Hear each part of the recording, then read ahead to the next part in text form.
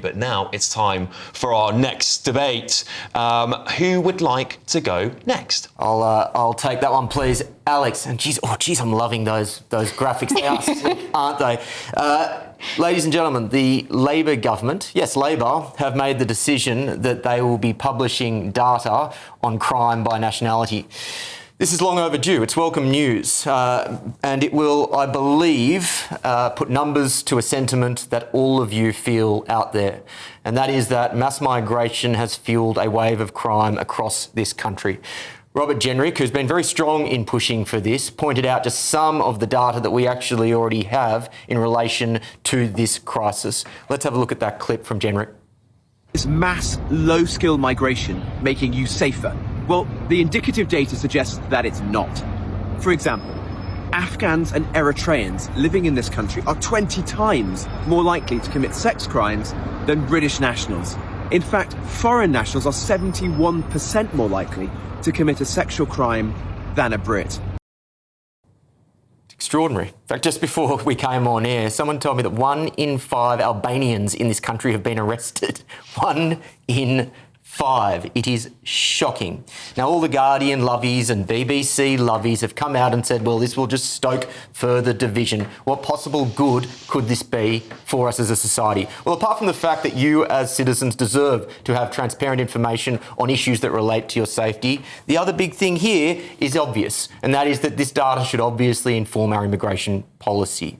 This isn't a school carnival where everyone from around the world just gets a fair go. This should be more like an elite club. And what that elite club should do is discriminate on the basis of countries that share our values, like countries from the Anglosphere. It means that we should stop immigration from radical fundamentalist Islamic countries, which I promise you will be overrepresented in that data when we see it, and we should stop immediately having immigration from countries in the third world where, again, they are overrepresented in the crime data that we already have available to us. This is a very simple issue, ladies and gentlemen. Can I just want to clarify something, because I was actually on Patrick's show this Tuesday when Robert Jenrick was talking about this issue, and my understanding is that we're not going to get a full breakdown of statistics. We are going to get a very, very much watered down version, one that only shows the crime stats for people awaiting deportation, which is very different from getting the crime stats per person, is it not, Renee? It's completely different. Is it a cop-out? Do you think it's a cop-out? It's a cop-out. They don't want us to have the data because I think they probably feel rightly so that people are angry enough already and they don't want to throw fuel on that. And I kind of understand that.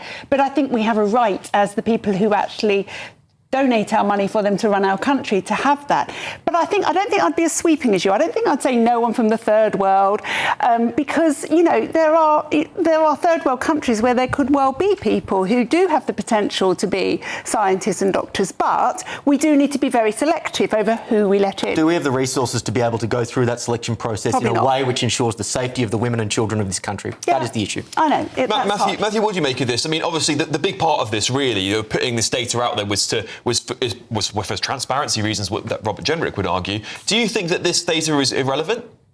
I think you have to be incredibly careful with data. You know what they say about lies, damn lies and statistics. Of course you do. And I simply don't know whether what came out of Robert Jenrick's mouth right there is correct or not.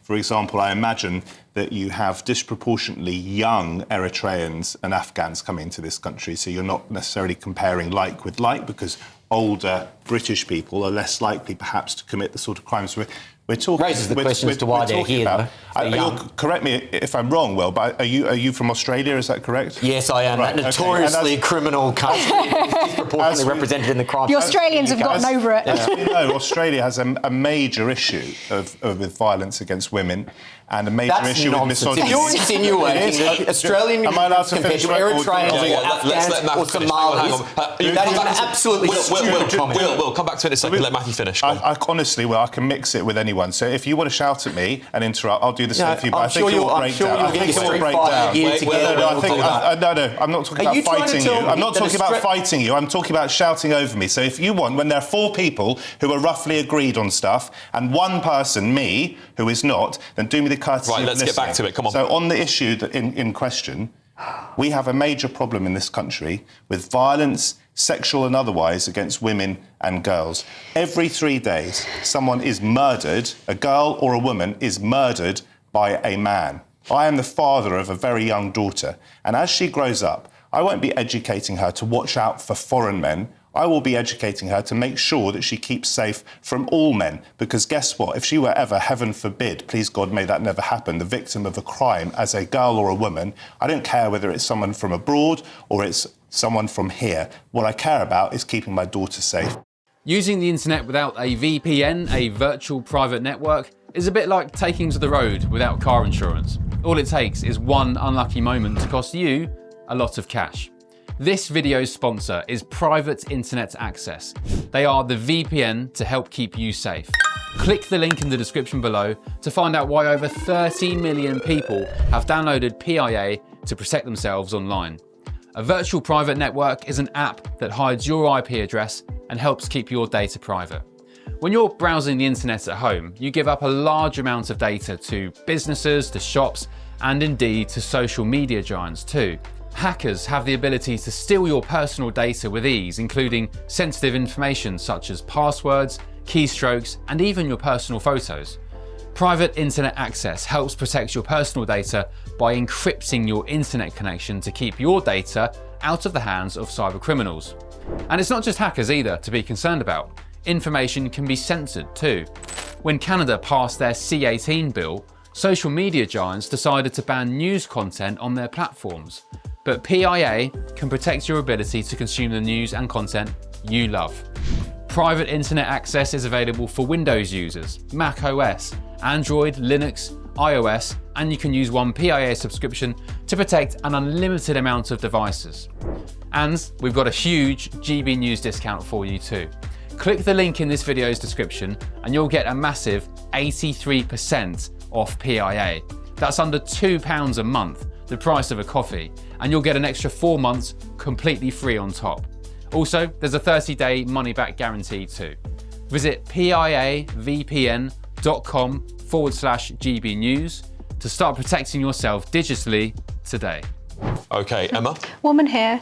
Look, I think the idea that you could suggest that Australia is a particularly bad country for crime against women when you compare it to somewhere like Afghanistan, where girls can't go to school or speak in public, is just completely outrageous. Women are public the left, to death. Exactly, and the left talk all the time about things like rape culture and the patriarchy, but seem to have a total blind spot when it comes to the fact that there are countries and cultures around the world that very much are that, and rather than here in the West where women can basically do whatever they like, I think, and very rightly, there is a group that has just been established. I can't remember exactly what it's called, but Jess Gill is involved in it, and they are campaigning for women's rights in the face of this migration. This country is less safe if we have open borders because we don't know who on earth is coming in. So it just seems like a complete no-brainer that women are less safe if you don't know what kinds of criminals might be coming into your country. I think it was summed up today by somebody who's fighting their deportation from one of those African countries.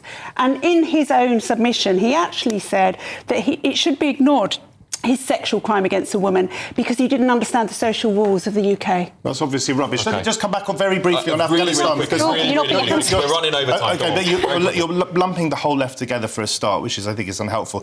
The way the Taliban treat women is sick beyond anything that most of us could even imagine. Of course it is. It is not the government's policy to bring in a whole lot of low-skilled Afghans to this country. It's simply not the policy. Some Afghans who are fleeing the Taliban are trying to get into this country. We then have to process their applications. Okay, right. Moving on.